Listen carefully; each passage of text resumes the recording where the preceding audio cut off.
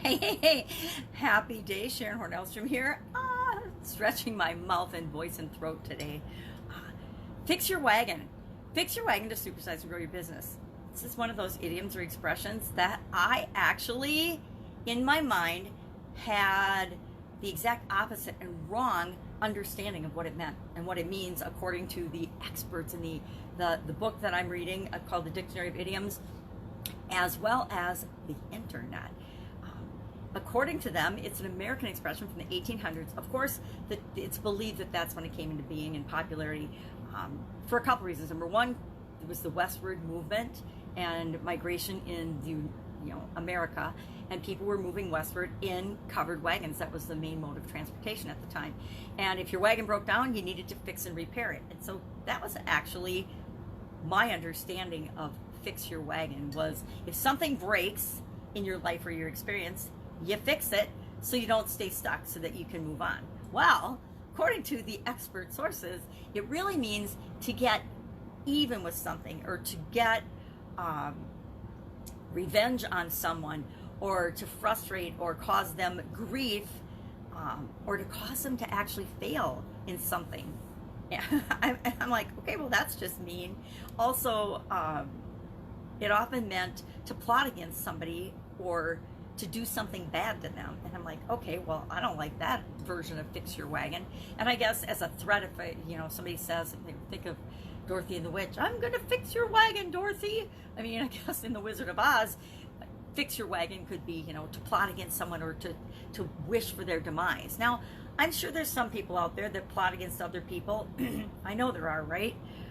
And about competition in the business world, it seems like there's a lot of belief that I have to destroy my competition in order to survive and thrive and be successful in my business.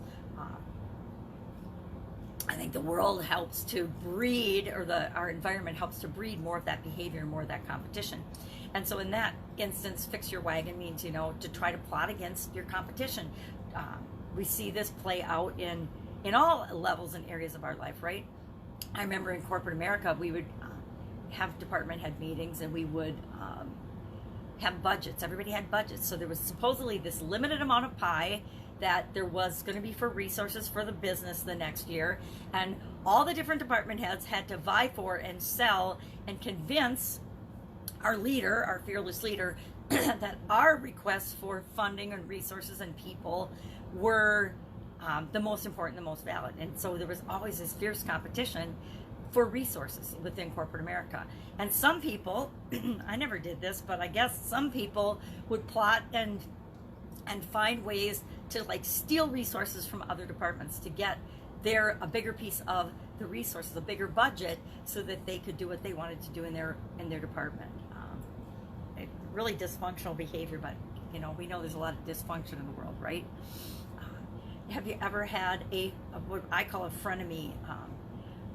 Again, I haven't had a lot of experience with this, or maybe I just didn't pay attention to it, but I know there have been times in college even, I was in the engineering program, and there were not very many women in that program. And for some reason, there was one woman in particular that didn't want any of the rest of us women to succeed or do super well and stuff. And so she would do things and say things to undermine the other three of us every once in a while. And it was I just shook my head, and I'm like, okay, there's only 4 of us in this whole program of all guys. Why don't we just band together and stick together and help one another succeed? But she never was like that. She ended up transferring schools, which we all appreciated. So that kind of thing happens in all areas and aspects of our life. It happens in any organization. There's some people that are, and it's really based on their own insecurity, that they feel the need to behave that way.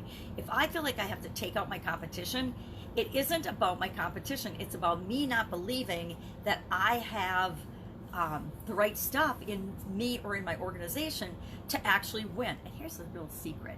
There is enough business for absolutely everyone, every business we could ever imagine creating. There is enough business for all of us to be as successful as we choose to be, as successful as we want to be. So I'm going to choose to stick with the definition of fix your wagon, meaning that I need to continually improve and grow and become the best version of myself, for myself and for my company, for the business that I'm growing and the way that I want to impact the world. I'm going to focus on what I do. And if you focus on what you do better than anybody else, then the people that you're here to serve will find you and come to you, and you will find them. And competition becomes irrelevant. When you are being uniquely who you are and offering in your genius zone the things that only you can offer, and that's based on our experiences, the things that we've done, the lessons that we've learned along the way, and how we share them with the people that we're interacting with. Nobody else can copy that, because nobody has your or my unique set of experiences and things that we've gone through. So if we just continue to serve our people to the best of our ability, nothing else matters. It really becomes totally irrelevant. And when you know that, you only want to fix your own wagon. You realize that it's not your job to harm, especially to harm or cause failure to anyone else. It's your job to be the best version of yourself, create the best business and the best company that you possibly can, because that's how you serve the people that you're here to serve and make the world a better place. And I'm all about us supersizing our businesses to make the world a better place. All right, I'd love to know what you think about this expression. Have you had experience with fix your wagon in, I'm going to say, the negative way, meaning to get revenge, to get even with people that cause other people to fail? I mean, think politics. All you got to do is think of politics and all the nasty campaigns that go around. And as we're rolling into a presidential election, you know it's just going to continue to get nastier. And yet, I don't watch the news and politics for this very reason. I think if what we surround ourselves with impacts us, if we surround ourselves with negativity, doubt, fear, lack, and scarcity, we will start to see those things in our life. And I never want to see those things in my life, so I choose not to participate. I invite you to do the same, especially as we come up on this crazy election time of year. That's it. That's what I think about Fix Your Wagon. Love to know what you think about it. If you have any questions about this idiom, or if there's another idiom you would like me to research and talk about and look up the meaning for, just share it in the comments below, because I would love to do that. It's just kind of a fun little project for me that's different than what I usually do, but it helps me to grow and expand my mind and look at things from a different perspective and find out that sometimes what I think things mean are just the opposite of what they mean. And that's an example of fixing my wagon, continually improving and growing and trying to be a better version of myself. Have an absolutely awesome day, and I'll, of course, be with you tomorrow.